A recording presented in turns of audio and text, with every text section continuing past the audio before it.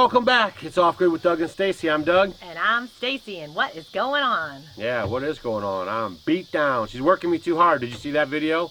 I'll leave a link for it right there. The root cellar is underway. I mean, we're getting ready for concrete. We're going to get the support walls in, finish stacking. We're a little over 4 feet right now. We're going to go up to 8 feet and then get all that ready. So if you haven't watched that playlist, go do it. With all the videos Share it in with there. Your friends. It's I mean, pretty what cool. homesteader doesn't want to have a root cellar? I mean, guys, you guys should be tearing those videos up. I'm doing a lot of work putting that thing in and taking you guys along the way. Make sure if you haven't seen those videos that you go and watch them. Definitely. So I want to tell you guys a funny story that happened. And I guess it really couldn't have, it wasn't really funny, but it was funny at the time. Greg and Doug were working in the root cellar. And I was doing some, preparing and stuff in the kitchen outside. And I was sitting down doing some work at the table. And I'm sitting there and I look up on the table. And then I start to see kind of like some smoke. And I'm wondering, what's that smoke? What is that? Because I thought, well, maybe there were some onions that were in a pan. And sometimes, you know how it kind of gets powdery, and it was really windy. And so I'm looking at it, I'm looking closer and closer, and I keep seeing it looks like it's smoke. And it was in one of the big stainless steel pans that we get from Layman's, that we do for our Homestead Home of the Month. And I had some onions, and then you know how the tops were kind of dried out. I had some onions that I was going to use for later for dinner. And they were sitting there, and all of a sudden it catches on fire. I'm like, oh my gosh, what is going on? So apparently what had happened was the bowl was sitting at the perfect location, how the sun had come around the corner and was shooting through, and where the neck of it was dried out, it kind of ricocheted off of the pan and it caught the onion on fire. So I thought, man, it reminded me of when our kids were little. They thought it was so funny. They got those little plastic army men, and they would set them outside at the perfect angle, and they could drill a hole straight through it by burning a hole through them all the time. With a magnifying glass. Yeah. So I thought, this could have really turned out. It could have been kind of bad. So be careful if you have anything shiny, any stainless steel or anything, and if it's outside or if it's near anything, because it literally caught on fire. If I wasn't there, the whole thing would have went up. Crazy. It was crazy. How come the camera wasn't rolling? I know, it's always like that, isn't it? Yeah. It's always like that. Because I was busy working in the root cellar and I'm the camera guy. Yep. So I just got to enjoy it and go tell him my story. At first he thought I did something crazy or whatever, and he's like, I'm like waiting for her to tell the story. I'm like, oh my gosh, because I already know how it goes sometimes around here. And then she said that it was just catching on fire. Yeah, it was spontaneous combustion. It was crazy. Crazy. Well, the chickens graduated. Not really, but they were able to get free. We let them free range now, open range all around the property. Yeah, the pullets. Yeah, we have to been training Maggie in because she thinks they're toys. Yeah, so. Maggie's kind of different, man. She's, we have some kittens and then these little chickens. And so what she does is she's not malicious with them, but she wants to play with them. So she puts them in her mouth and she takes them somewhere and then she plays with them. So we busted her a couple times doing that. We're trying to get her trained in, but she's been a really good farm dog. She's been really good. Actually, you tell her no with the chickens, and she doesn't bother them anymore, and the cats too. So she's been really good because the cats and her are like our best friends. Yeah, the Airedales are supposedly the arch enemy of cats, but our cats and our Airedales get along pretty good. And also, we took the turkeys out of the big barn, and Stacy rigged up some little thing for them to hang out in. So they're out. Everyone's outside now, and everyone's doing good. Doing their free range thing. Yep, and I'm in the process of trying to train the turkeys so they'll come back at night. So we'll see. The Jacks and the Jills. Yeah. Yeah, our youngsters, our young pullets. Jacks and the Jills. Our Jack and Jill.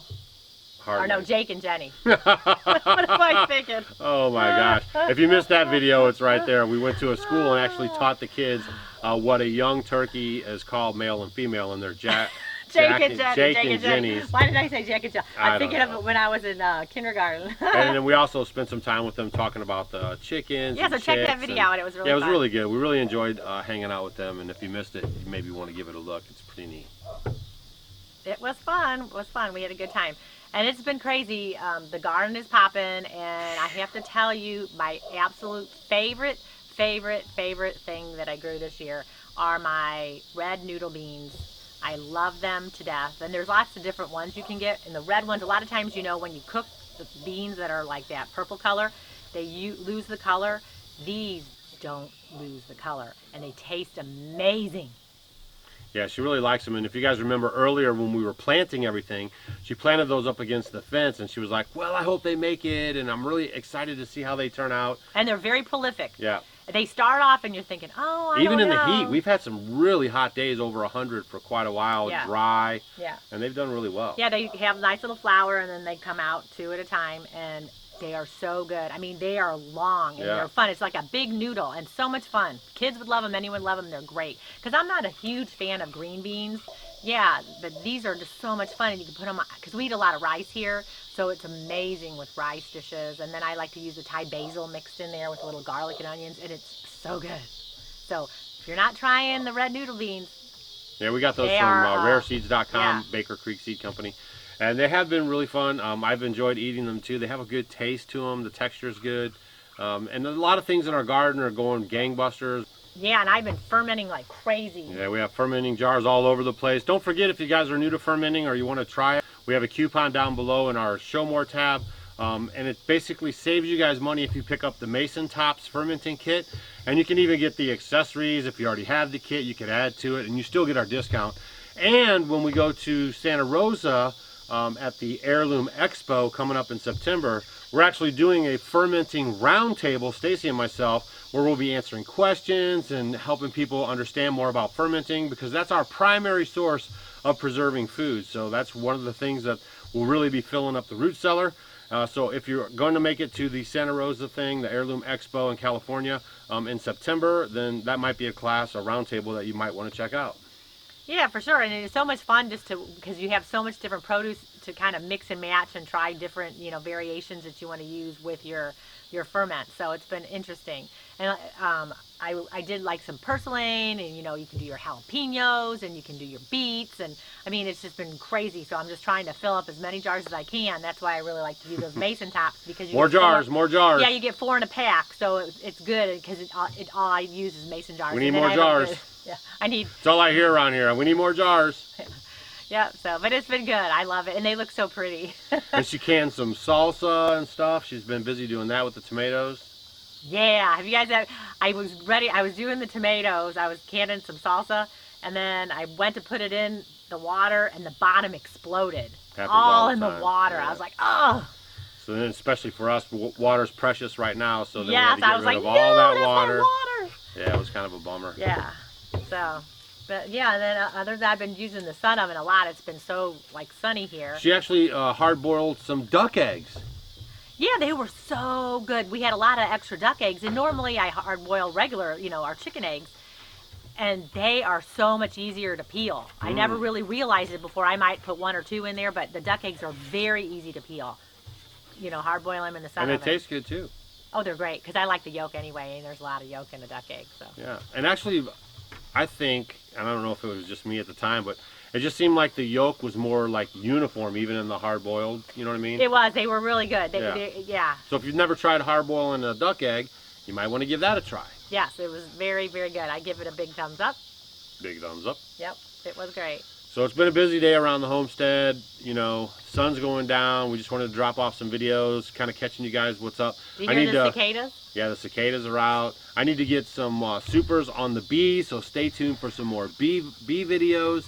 I also have to clean up some of their old hives so I can put those on, because last year I was extracting honey and the machine actually broke. We have a little hand spinner, manual spinner for the extracting honey, and it broke, so I got stuck with like 4, 5, 6 frames of honey inside.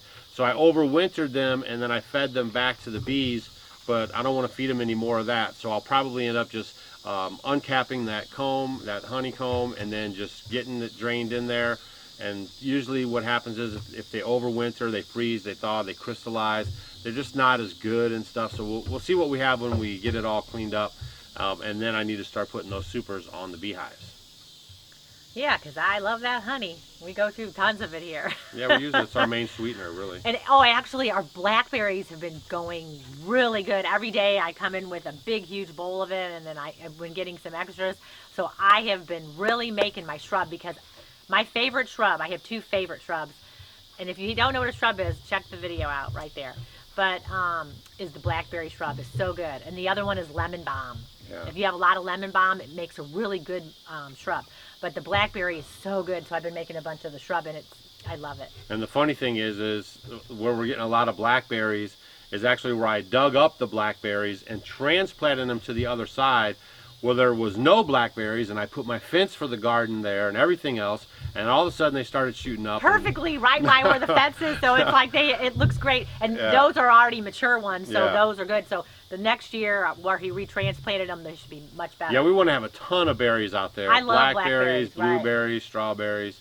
You know, not as much strawberries. They're a little more labor intensive. She really likes the blackberries. I like the easy stuff. Pick and go, you know, shoulder high, you know, no bending, no I'm a kneeling. berry girl. Yeah, so that works out pretty good for us.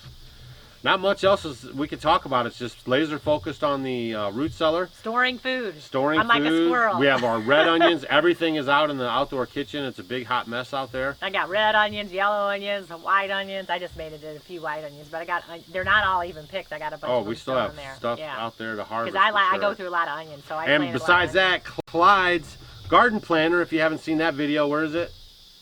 He's telling you guys it's about time to start planting your fall gardens. So make sure you go watch that video about Clyde. He is a really nice guy, and he lives in Missouri. And he developed this garden planner, and they're super cheap, and they have a ton of information on them. And also I have a link down below in the description if you just want to get right to it and order your own. But it tells you when to plant, according to your last frost dates, when to expect harvest. If you plant this, what do you expect to harvest from it?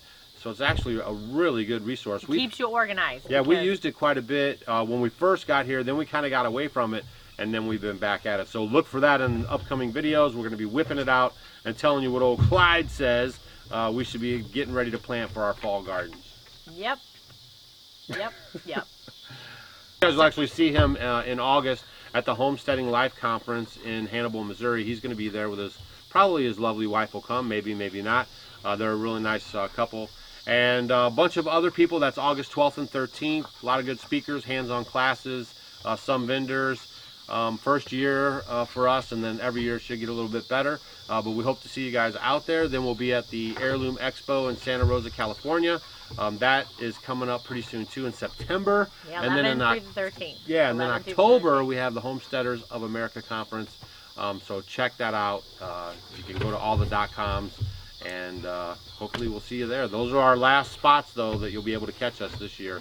Sun's going down. We're gonna go inside, cool off, get some sleep, and get back at it. So thanks as always for watching our videos. We really appreciate it. If you haven't been getting notifications, make sure that you hit the bell before you leave out of here today, and make sure you're getting notified for every upload. And then other than that, just check back with us every couple days, and then you can catch up on the videos that you missed. Yep, we would love it, and it's good to see you guys again, because I haven't been in a video in a while. And also, you can follow us on Facebook, Instagram, and Twitter. We'll see you on the next video. See ya. Hey guys, thanks for watching our video. You might want to check out these videos. And if you want to become a homestead homie, click the picture of us below. We will see you tomorrow.